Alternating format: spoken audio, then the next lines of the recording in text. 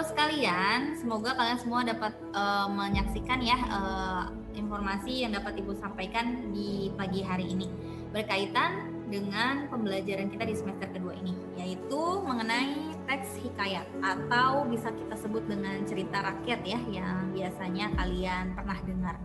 Mudah-mudahan anak-anak pernah dengar ya tentang cerita rakyat ini pada saat masa-masa masih belajar di SMP ya. Kita akan dalami kembali di semester kedua ini.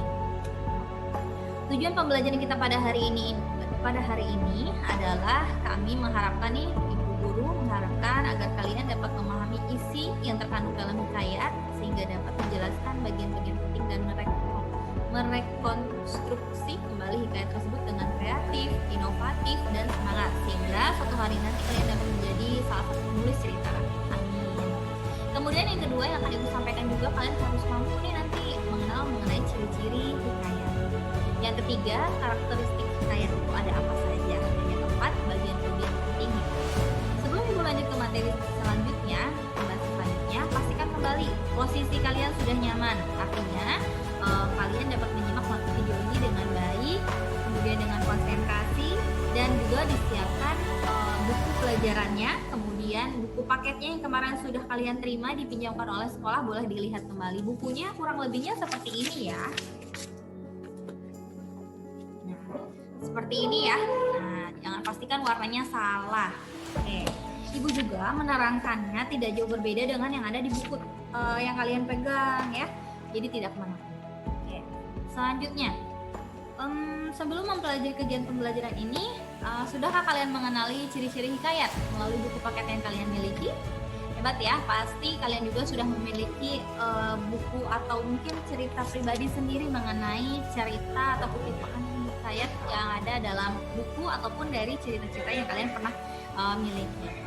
Yang pertama akan Ibu sebutkan ciri-ciri dulu ya dari hikayat itu sendiri. Yang pertama, berpusat atau bercerita tentang kerajaan atau istana sentris. Biasanya ceritanya itu berada di sebuah istana ya. Seperti cerita dongeng begitu. Yang kedua, tidak diketahui nama pengarangnya atau anonim.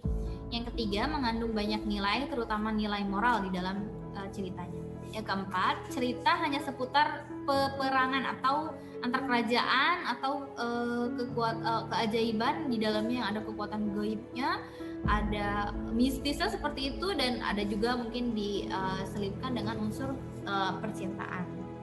Kemudian yang kelima, selalu berakhir dengan kemenangan tokoh utama atau happy ending. Rata-rata yang cerita seperti ini tuh pasti akhirnya itu happy ending, bahagia.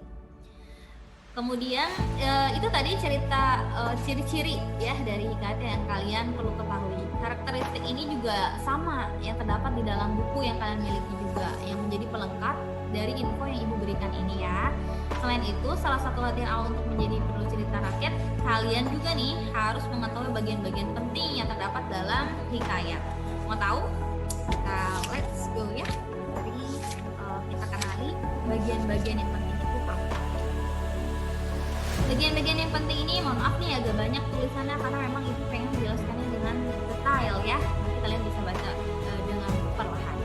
Yang pertama adalah struktur hikayat. Struktur hikayat ini sangat penting sekali. Terdiri dari satu, abstrak. Abstrak ini sifatnya opsional, yaitu boleh ada, boleh juga tidak.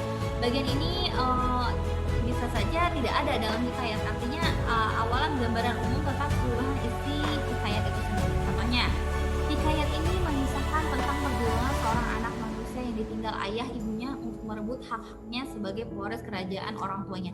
Jadi jarang sekali di dalam sebuah cerita hikayat itu awalnya itu menyebutkan hal yang tadi Ibu sebutkan ya, itu maksudnya abstrak. Yang kedua, orientasi. Orientasi atau setting berisi informasi mengenai latar kisah atau peristiwa informasi yang dimaksud berkenaan dengan siapa, kapan, di mana, dan mengapa. Di sini ada contohnya. Contohnya misalnya pada suatu hari ada seorang laki-laki suami istri berjalan. Maka ia sampailah pada suatu sungai. Dicarinya perahu, dia ingin menyeberang. Dia dapat perahu, maka dinantinya kalau ada orang yang berperang. Ini salah satu contoh hikayat di bagian orientasi.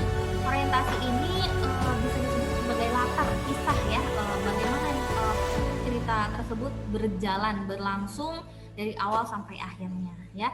Bahasa yang digunakan ini agak cukup sulit. Nanti kita akan bahas sendiri ya. Kenapa ya hikayat di sini contoh bahasanya tuh bahasa istana sentris sekali atau bahasa dulu ya, bahasa Melayu seperti itu. Kemudian ada bagian komplikasi. Komplikasi ini berisi rangkaian peristiwa yang disusun secara kronologis atau berdasarkan urutan waktu yang meliputi kejadian utama yang dialami tokoh. Contohnya, maka ada pula seorang bedawi duduk di seberang sana sungai itu. Maka kata orang itu, hai tuan hamba, seberangkanlah, apalah kiranya hamba kedua ini, karena hamba tiada dapat berenang.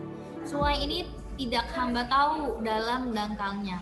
Setelah didengar oleh bedawi, kata orang tua bungkuk itu, dan serta dilihatnya perempuan itu baik rupanya, maka orang bedawi itu pun sukalah dan berkata di dalam hatinya, untunglah sekali ini. Artinya apa sih? Bagaimana sih bahasanya? Kayak agak sedikit rumit ya.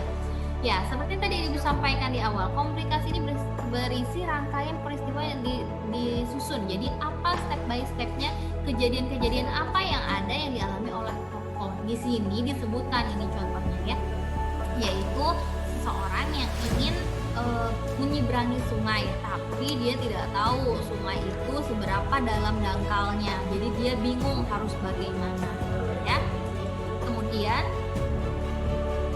yang keempat ada resolusi, yaitu berisi pernyataan kesimpulan mengenai rangkaian peristiwa yang telah diceritakan sebelumnya.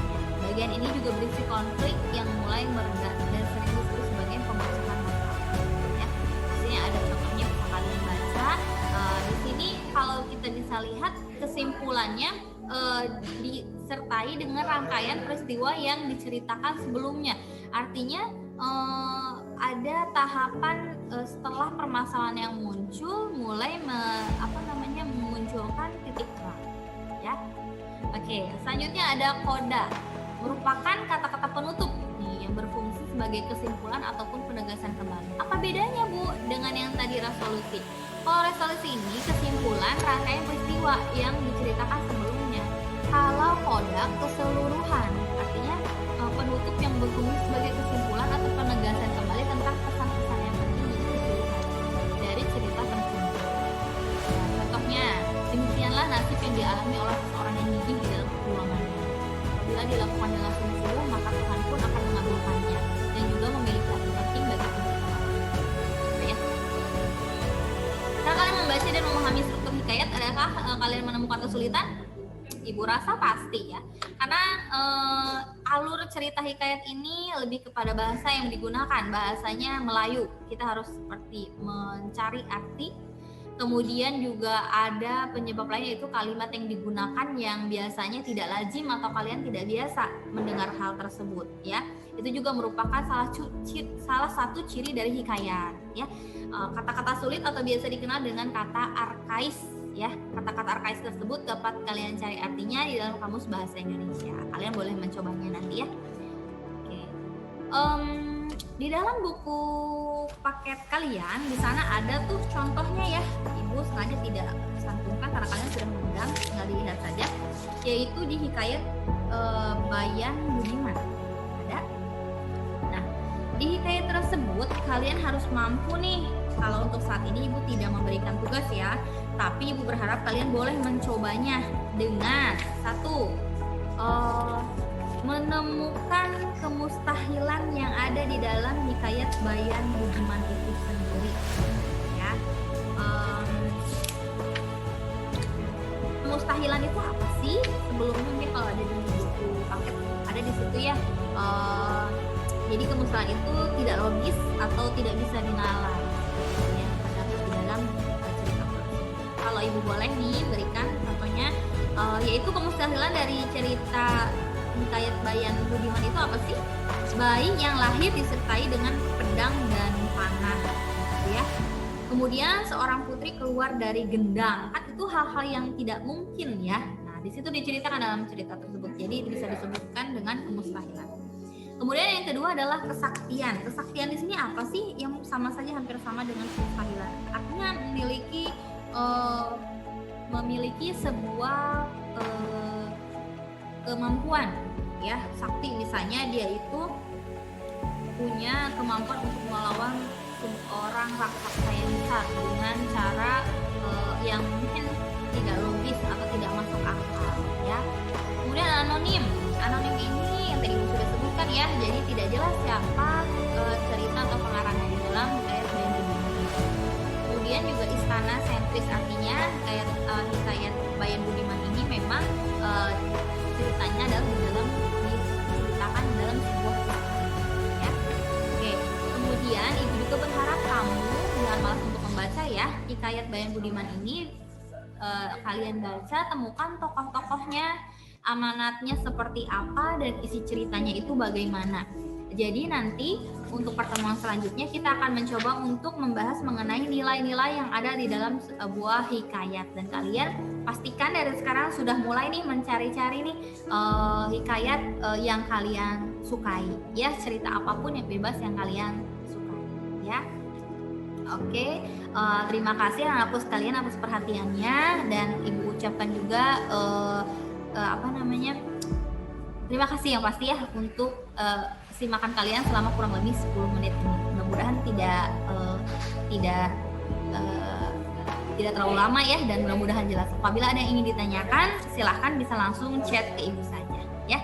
Terima kasih. Assalamualaikum warahmatullahi wabarakatuh.